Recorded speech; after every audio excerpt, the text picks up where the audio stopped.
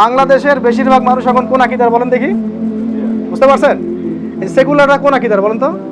এরা মনে করে লা ইলাহা ইল্লাল্লাহ পড়েছি তো, মুহাম্মদুর রাসূলুল্লাহ সাক্ষ্য দিয়েছি তো।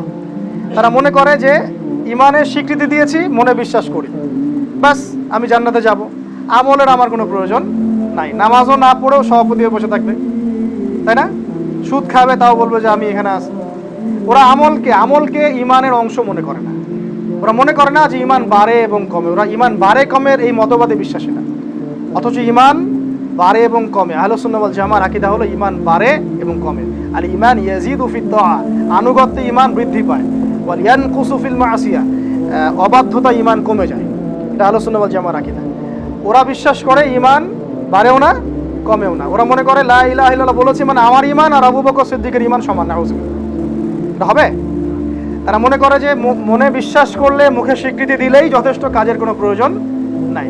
এটাকে আকীদার নাম কি বললাম বলেন? মুরজিয়া। ইরজিয়া শব্দ থেকে মুরজিয়া, এটা হলো শৈথিল্যতাবাদী। তাহলে এখন বলেন আমাদের সমাজের বেশিরভাগ মানুষ কোন আকীদা? আমলের গুরুত্ব দেয়?